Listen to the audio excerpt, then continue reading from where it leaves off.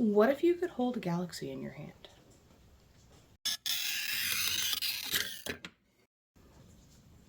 Hi, I'm Steph, and if you're new to the channel, I've been a glass fuser about 12 years. I like to spend some of my time on YouTube showing folks how to make varying things to widen their list of projects for fused glass. Today, we have Galaxy, or Nebula if you wish to call them that, hearts. This is the heart I'm doing for my 2024 Kickstarter, which closes in about a week. And I thought I'd get together and show you how I'm doing them because they're real easy. I'll show them again. Super easy to make, fun to make. You can whip out a tray like nothing, and everyone's unique. So if you give me just a sec, we will transfer over to the table and do that. Okay, so to make these galaxy hearts, I am using the base as Aventurine Blue Transparent Medium from Bullseye. I'm using the medium because it will give a sort of pebbly background. I'm using Aventurine because, as we're aware, space is not truly black. And even though it's transparent, light doesn't really shine through it, but this Aventurine has that faint shimmer to it. So it will give it that sort of blue, shimmery, spacey look already. Then to do the galaxy part in the center, I'm using powders. I'm using a pink. This is that sort of dark pink, not the petal pink. Not this one, as a reminder for my cousin. So this is the one, just ignore the not this one. I'm using glacier blue instead of white, and I'm using gold purple.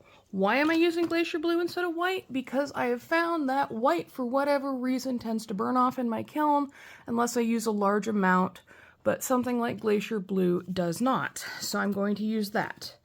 Then, because there are stars loose in the galaxy, I've got a little bit of dichroic frit from Coatings by Sandberg, and some opaque white opalescent in medium to make stars. This is 013, not 113.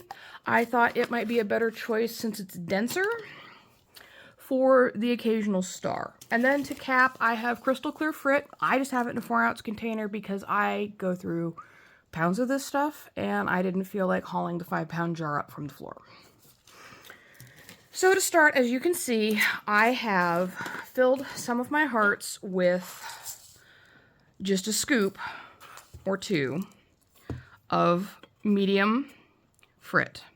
I go about halfway up for these, but since it'll be easiest to see one that is right side up so you can see how your galaxy will look, we'll work on this one here, center row all the way to the right. And I'm just using my little tiny frit spoon. I have two today. I have this guy, and then I have the one I really like, which has been bent to more perfectly place powders.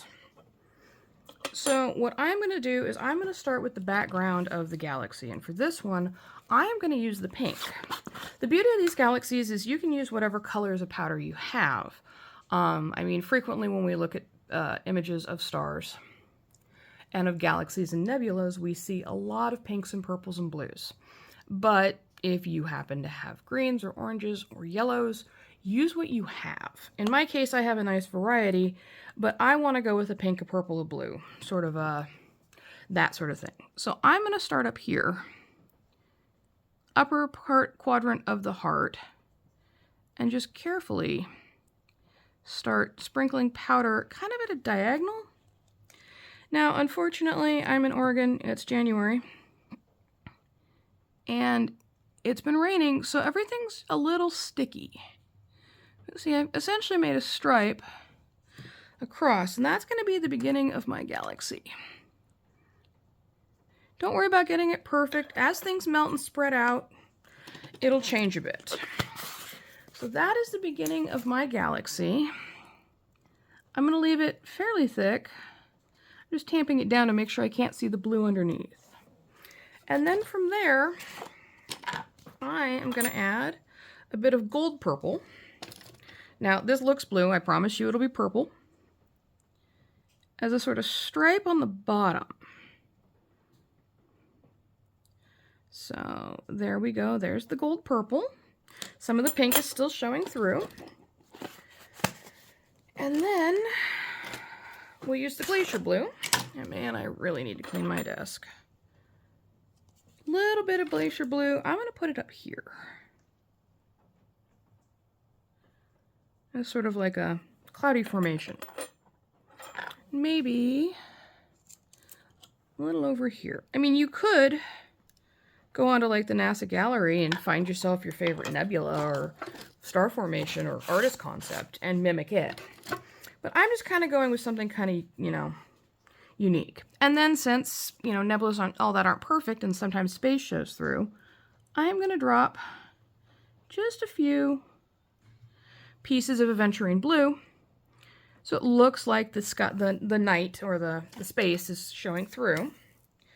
And then I'm going to gather just a handful of dichro pieces and sprinkle to give glitter and sparkle, because who doesn't like sparkle? So there's a few sparkly pieces. And then just a handful, just a couple pieces for stars. I mean, your nebula, galaxy, whatever you want to call it, is going to take up most of your heart, so you don't have a lot of working space. But that's really all there is to it. It doesn't take a whole lot. And then from here, what I'm going to do is very carefully take my crystal clear frit. This is coarse, of course. And I'm just going to lay it on gently.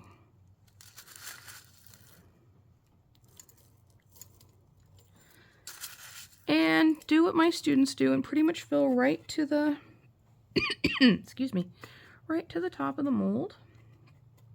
And let it sit like that. And then I'm going to fill up all these hearts, I'll let you watch, and pop them in the kiln, and then when they come out, I will show you. Okay, so rather than watch me put them all together, here's what they look like at the end before I'm covering them with clear frit. I just did them all. They kind of remind me of that cup that was everywhere in like the 90s. They call it jazz or whatever. But these are what they're all going to look like. I'm going to slap them into the kiln, and then when they're done, I will bring them back and show you the final reveal. Okay, so I have my hearts, and here they are. Little dark on camera, kind of hard to see. So I'll pop some out and we'll get them closer and look. This is the one I did on camera. Let me get the zip off the back. So there's the back. This is what it looks like up front. It's really cool. Because when you use the coarse frit up top, it gives the galaxy sort of a splattered pattern anyway. So very, very splatter. You can see the purple down here and up here, the periwinkle and the big pink. There's a white spot for a planet. There's some dichro. You can see dark spots within the pink.